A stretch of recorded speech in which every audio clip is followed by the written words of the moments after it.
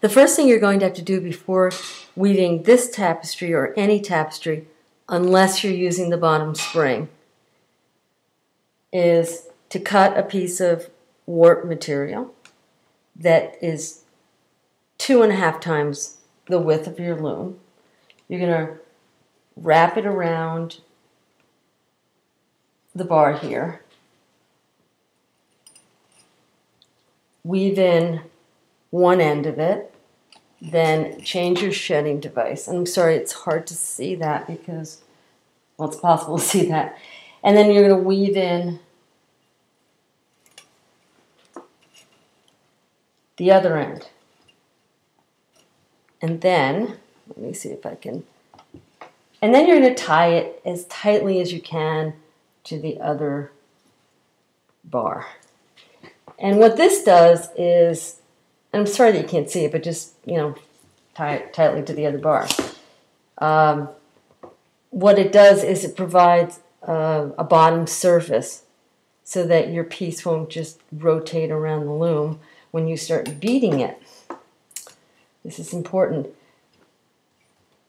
This is not something you need to do for bead weaving. If you have the bottom spring, though, that is a natural stopping point anyway. So there, you see, you have this. It's not that easy to see, but you have this tight woven piece that provides a stopping point right there. Then you go and even out your warp threads. Make sure they're evenly spaced. Again, if you're using the bottom spring, that would evenly space it for you, but it's very much not necessary for a piece like this. Then I take my warp material, I'll cut off a piece, and I'm going to be weaving what is called a header. Put a little more tension on it. I want a lot of tension. This really wants a lot of tension.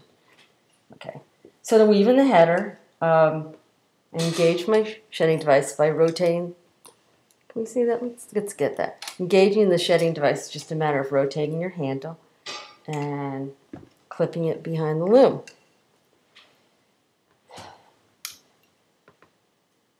Now, when I insert this thread, I don't know if you can see this. Oh, I wish the light were a little better, but the thread is in front of the last warp because of, well, we have an odd number, so we've raised 2, 4, 6, 8, 10. But I don't want it showing, so I wrap it around the back warp and then between the first and second warp so that it's behind. And anytime you add a thread or end a thread, you always want to make sure that it is in the back of the piece. We don't care what's on the back of the piece. We care what's on the front. So I change my shedding device and weave some more. Now I'm finding that I need more tension. I want it really, really good tension. That makes the whole process so much easier, and that's why the Mirrix Loom is so fabulous, of course. It's wonderful tension. So I'm going to weave a header, I don't know, a little more than 1/4 inch. This part will get folded under, and you won't see it. It'll go to the back. That's a wonderful thing about this cuff. When you tie off your warp ends, they too will go to the back of the piece and will get sandwiched, underneath, on top of the cuff. So I'm just weaving in. Now, I don't want to pull in the warps on the edge. I want to make sure that we wrap around it so it's right next to the warp, but not pulling it in. That's the huge mistake people make when they start weaving tapestries. They pull their edges in. Because of the tension on this loom, it's really easy to avoid that problem. So there we go. You see how this string is preventing it from sliding down too much? Okay. Now, I have a handy dandy beater here, and I use that to beat that down. Although, because of the nature of this piece, you can almost use your fingers to do it. If you don't have a beater or don't want to buy a beater, use a kitchen fork, one without any, one with smooth edges so you don't snag any of the threads. Now I'm just going to stop weaving the header. And because when I end, it actually goes over the second to last warp and under the last one here. It's behind that warp. I can just let it end there. I'm going to change the shed. And now I'm going to start weaving in my first piece of silk. Yay rah. I've cut some pieces of thread here. And I'm going to start with a blue silk thread that just flew up on the loom.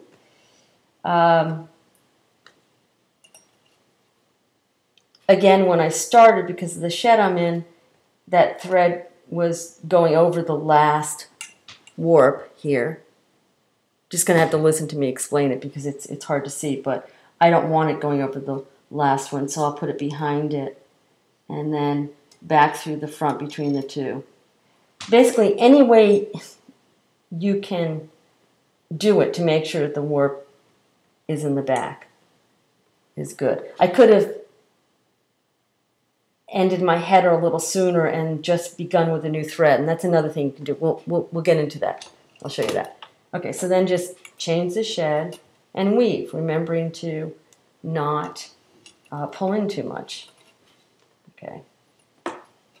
So this is hand-dyed blue silk. I also spin silk and dye it, and I think I'll be putting that in the kits as well. Those are more textured. They're really quite fun.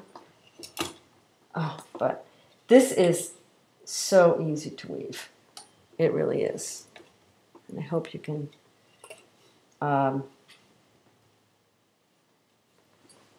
see what I'm doing. So, if you can't see too easily what I'm doing, I'm changing the shed, weaving a line, changing the shed. Now, this is the amazing cool part. What I was doing when I was first experimenting with these cuffs is I was adding, at this point if I wanted to put beads on, I was tying a bead thread here and then putting my beads on this and weaving them and then carrying this thread through the back. And that sounds like a great idea until I realized that what I could do instead is take a needle, put some warp thread in a loop on the needle, then take that and drape my thread that's on the loom, the silk, because it's very thin, through it, and then take my beads, which you can't see, but I've just put a pile of size 8 beads on my mat. I have 11 warps, so I'm going to be weaving 10 beads. So I'm picking them up with my needle. 9, 10. I'm going to change my shed. And then I'm going to slide those beads onto the silk. See, I've slid the beads onto the silk. And then I'm going to weave them into the piece. Now, there'll be 1 bead and a warp thread, and then there'll be 2 beads and a warp thread. And then there'll be 2 beads and a warp thread, and 2 beads and a warp thread. And 2 more beads and a warp thread, 2 more beads, and then the final one will be a warp thread and one bead. And then we just push them down, and I wish I had a zoom, but I don't. But there are 10 beads woven in. I change my shedding device, and then I can just weave the thread by itself on top of the beads. And we have a row of beads neatly placed in there. Again, you know, not easy to see, so you're really just going to have to listen to me. I think what I'm going to do when I go to Seattle in a couple of weeks is bring my video camera and do this with a real-life camera. So, that's the way you start the tapestry cuff.